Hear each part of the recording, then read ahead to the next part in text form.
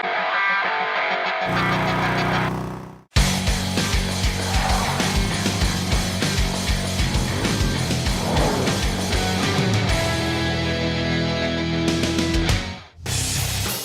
Overdrive this week, we road test the sporty Mercedes-Benz E450.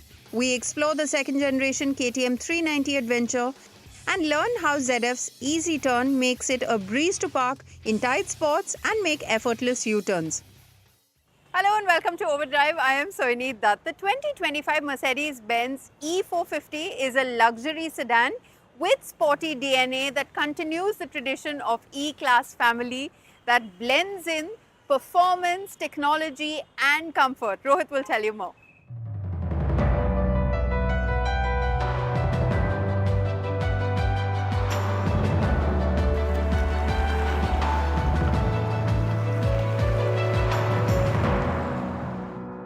The thing about most performance sedans these days is that they want to announce their arrival. That is why you have crackles and pops from the exhaust, and you have a design that looks like it wants to bite your head off. Big gaping air dams, flared wheel arches, bulges on the bonnet and whatnot. But every now and then, a sleeper slips onto the scene. These are cars that are much easy on the eye, cars that very nicely gel in, blend into the crowd like any other business saloon would. But at the same time, under the hood, they have the firepower that can make some sports cars look silly at the lights. This is one such car. Say hello to the Mercedes-Benz E450 4MATIC.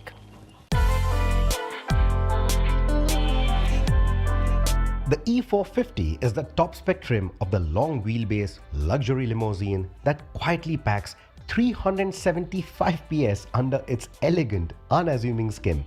It's a proper wolf in an Armani suit, and for all practical purposes, it might just be the best of both the worlds. The thrill of a performance sedan without the flashiness of one. You would never know what lurks under the bonnet just by looking at it. Apart from the AMG-styled wheels, there's nothing visually screaming performance here. No sporty bumpers, no giant air intakes, no unnecessary drama. And that's exactly what makes the E450 brilliant. Now, it may not turn a lot of heads when you give it to the valet, but it will raise a lot of eyebrows when it completely demolishes that 0 to 100 run. It can go from standstill to 100 in 4.5 seconds. You heard that right. And that is without any electronic aids or big electric motors. The beauty is in this engine, a 3-litre inline 6. What a gem of an engine. The kind of power it has, the kind of torque that it puts out is absolutely amazing, and you need to drive one to really believe it. Honestly, like I said, no aids on this. It is raw power. There is a humble ISG or integrated starter motor or a starter generator that adds about 17 kilowatt of energy. But that's about it. Everything else is pure horsepower. The E-Class long wheelbase design continues to play the stately limousine card. Clean lines, a stretched wheelbase, and that signature 3-box silhouette that exudes presence without being loud. Mercedes has gone big on the stars again, placing them liberally in the grille and even in the tail lamps. But here, the bling doesn't feel excessive. It's subtle enough to maintain the E-Class's quiet confidence.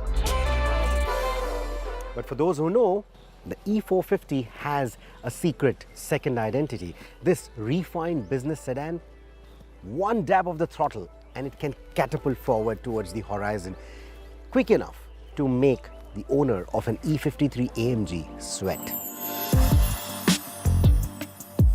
At the heart of the sleeper is the 3-litre inline-6 M256 engine, producing 375 PS and 550 Nm of torque, helped along by a mild hybrid system. This isn't just an engine, it's a beautifully tuned masterpiece that delivers smooth, relentless acceleration while maintaining that signature Mercedes-Benz refinement. So unlike, say, something like the E53, which has a proper race start and a launch control, and you need that to get that kind of acceleration run, on the E-Class, you simply don't need anything. On the E450, all you need to do is just step on the gas. And it just goes. It just goes. no drama, plenty of grip. You're just shooting towards the horizon. Amazing. It looks so unassuming on the outside, just like a standard E-Class. But then that 3 liters inline 6 under the hood, oh, it's a gem of an engine. This engine really sings when you give it the beans, when you really go all out. It is an inline 6 after all. So yes, 4-wheel steering and adaptive dampers would have helped, but that's not the point of this car. This car is for those who want to drive on the weekends but be driven on the weekdays, and the cabin proves exactly that.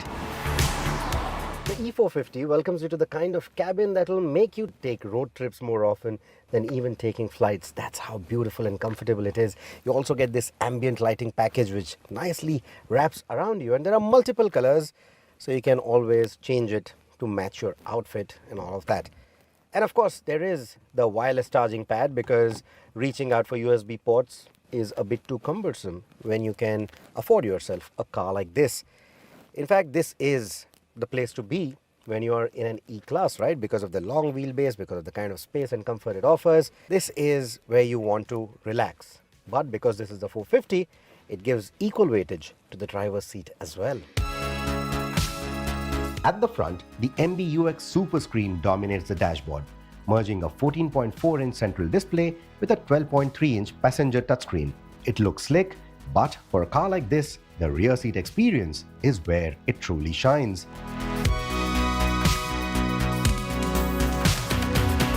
You get electronic sunblinds, which can also be closed using the voice assistant. Then you have the chauffeur package for the rear to increase the legroom at the rear. You also get these digital AC vents, which will auto adjust depending on the selection that you've made. And then there is the Burmester 4D surround sound, which essentially gives you a proper surround sound experience, but that 4D sounds for a speaker that is housed within the front seats, because sometimes you just want to feel that bass on your spine, right, during a conference call. The E450 LWB is a stealth weapon. It has the power and the acceleration of an AMG without the attention-seeking styling, making it a dream car for the discerning buyer, someone who appreciates performance but doesn't feel the need to shout about it. So you see, this car offers pretty much most of the AMG experience. Effortless power, a thrilling drive, and the kind of comfort that usually most other sports sedans fail to match up to. So in a way, it makes the E53 AMG feel a bit redundant. Unless, of course, you want that whole AMG experience, the AMG theater. All those sounds, crackles, pops, all that drama, the big bodywork, massive air dams, wings, skirts, all of that. If you want that, of course, you're better off with the E53 or maybe any of the higher AMGs. But if you're okay not having all of that, I think the E450 delivers on 80% or even 90% of the AMG experience with 100% of the practicality. So if I were to sum it up, it's a sleeper in the true sense of the word, and it delivers the punch where it matters. On the road, not on Instagram.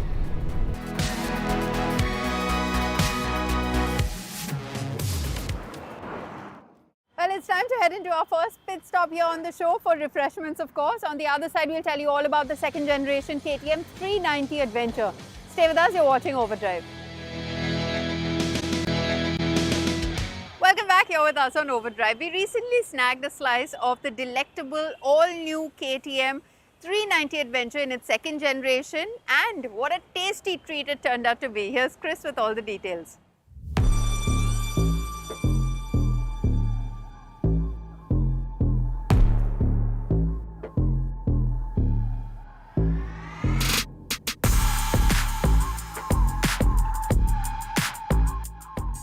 Now we are out here in the lovely Goa to check out KTM's new 390 Adventure. Yes, it's one of the most anticipated motorcycles of our modern era, and of course this all new ground up motorcycle promises a lot in the sub 500 adventure category of motorcycles. It's got a host of new tech. It's got the engine from the Duke 390, that lovely LC4C engine, and of course a different chassis and all new dynamic overall. Now we have a limited time to check out what this motorcycle is all about, so let's get right to it. Now, the motorcycle comes equipped with a good amount of riding kit as well, in the form of a slip and assist clutch, the bidirectional quick shifter, which is great, and with a longer subframe, some more feasible proportions, this new generation 390 Adventure is a proper off-road focused machine. Now, what sticks out like a sore thumb for me would have to be that underbelly exhaust, which you would assume tarnishes this bike's water wading capacity. But then again, some videos from KTM tend to prove otherwise. Sadly, we didn't get a chance to test that bit out here in Goa.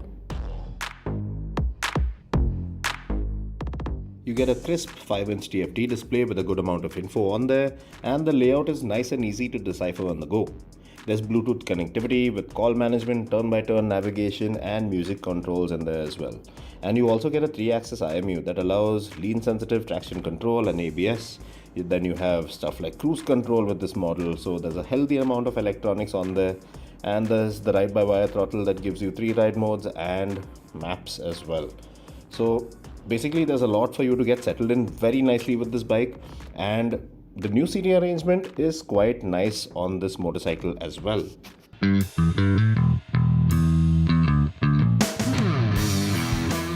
In terms of performance, the new 390 Adventure packs that gem of an LC4C liquid-cooled single-cylinder motor, which is already known to throw a nice strong punch indeed. It puts out 46 PS and 39 Nm of max power and torque, just like the 390 Duke, but now it's hooked up to a 6-speed gearbox with a new set of ratios, and that is meant to improve on low-end tractability, in true adventure form.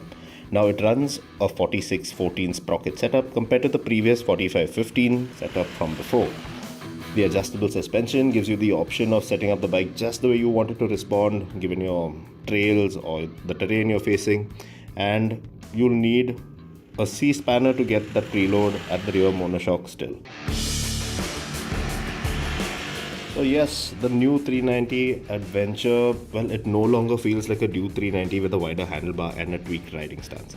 Not only has it improved over the older bike, but it has evolved into a more capable, versatile machine that can manage various terrains and riding scenarios ranging from leisurely rides to pacey highway jaunts, and it won't feel out of place given some hard off-road trails as well, even in the stock form. It's a motorcycle that novice and pro riders will have a complete blast on. This bike will set you back by 3,67,000 rupees ex-showroom, which some might find a little steep. But then again, if you're not looking to go nuts off-road, you have the more road-biased 390 Adventure X model as an option. Now that one misses out on the tubeless spoke wheels, the adjustable suspension, ride modes, traction control, cruise control, cornering, ABS, none of that. And that one cost rupees 2,91,000 ex-showroom. Okay, now to sum things up out here with the second generation 390 Adventure. Now it is exactly what a lot of us imagined when the covers were pulled off this motorcycle towards the end of last year. Yep, it is all of that because it is up on power. It's got a good amount of power now with the new LC4C engine. The new chassis gives it a whole new dynamic in terms of agility. The way the wheels are set up, 21, 17, tubeless tires, spoked wheels, great setup off-road, and not only off-road, but I mean, even if you take this thing touring, it's just so comfortable and easy to ride. In terms of electronics, I wouldn't term it as better, but I'd like to think of it as being a little more accommodating, because even if you're new to the segment of riding or new to the entire off-road or adventurous kind of lifestyle, this motorcycle with the kind of electronics that are on there, switchable traction control, ABS, and the ride modes and everything, it will really help you out and get you used to this motorcycle in a jiffy. It's just so easy to ride and you'll just have a blast. You're not going to get tired of riding this one anytime soon. So the 390 Adventure always aimed to be that go-to motorcycle that could do pretty much everything in your garage, and it fares really well at that, I should say, because when it comes to touring, riding off-road and slight trails, it's got you covered on all bases. So really good, really fun. And in terms of build, so functionality, form, this thing really has it. If you're in the market looking for that sub 500cc motorcycle that can do it all, the KTM 390 Adventure is definitely one to look out for. Well, it's time to head into our final break here on the show, but don't go anywhere because on the other side we tell you about new tech that will make parking in tight spots a breeze. Welcome back, you're with us on Overdrive. I'm sure you and I both have struggled at some point of time with tight parking spots or even taking U-turns in narrow streets. Well, ZF's new EasyTurn promises to make things very easy for us. Let's take a look.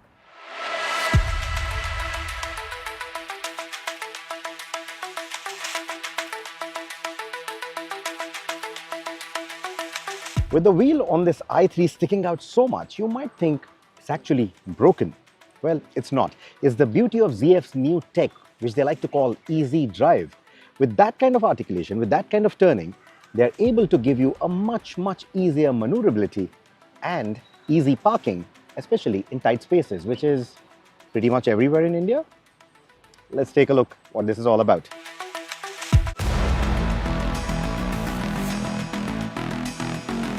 The ZF EasyTurn aims to enhance driving efficiency in urban spaces and is compatible with electric cars and widely used McPherson axle systems. Now, this is a BMW i3. It has a turning radius of 10 meters. However, with this, it's 7 meters. So, what they've essentially done is, on the front wheels, it's using a McPherson strut, like we always know. But in this kind of a tight maneuver, you will see that the car can easily finish a complete U-turn maneuver. This is unreal.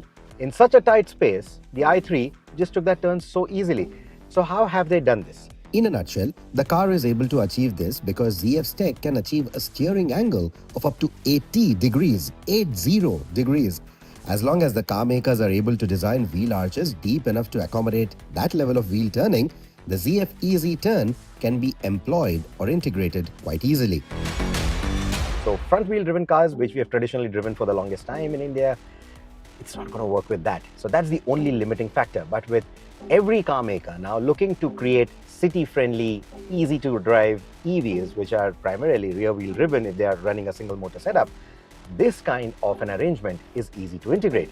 Of course, if you have in-wheel motors, again, this arrangement is easy to integrate. And of course, ZF works with OEMs to make sure that all of this is fine-tuned, the steering ratios are fine-tuned, the tuning of the steering, the tuning of the software is all done as per the vehicle's need and target. So I think from that perspective, all of this is simply superb. So you can see it is still 2.5 turns lock to lock. So what that essentially means is it's not going to be any different than your standard car as far as the learning curve is concerned. The learning curve is going to remain the same. In fact, at 45 degrees, which is ideally what you turn when you're in a panic situation, when you probably want to avoid something on the road, or maybe you suddenly see a diversion and you hit that, 45 degrees is what you usually hit on the steering wheel. And up to those 45 degrees, it's still going to behave almost the same way as a traditional car with McPherson struts. So even though the wheels turn so much, you're never really going to get into a panic situation where you have turned the wheel so much and then the vehicle is going to topple over. 45 degrees is usually what you do. You're never really going to go 2.5 locks, so that's definitely not going to happen. So even from a safety standpoint, it's not that big a deal. They've got it all covered. Now, this is very similar to a McPherson strut setup that we've seen on traditional cars. But compared to that traditional setup, they have 2 additional links. So essentially, what that means is, it's just 2 extra links worth of hardware, 2 extra links worth of metal. So in terms of the costs, that's not much because, it's not running any fancy electronics, it's not needing any fancy semiconductors, any additional hardware, any additional software. It's just these 2 links. The geometry is what makes all the difference there. The calculation as per the vehicle is what makes all the difference there. So what I'm coming to is, with just this much extra metal required, if car makers can easily manage their economies of scale, integrating this technology, even in sub-4 meter vehicles, shouldn't be that much of a problem. The only challenge is that it only works with rear-wheel driven cars or on axles that are dead. No live axles here. And what happens when you pair this tech With rear wheel steering, you get crab walk, something that the internet is going crazy about. Let's take a look.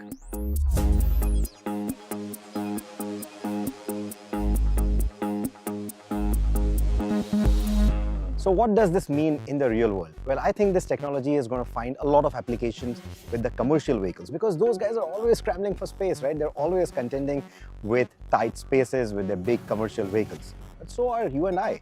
With all the tight parking spots, all the traffic jams, this tech could make a lot of sense to people like us.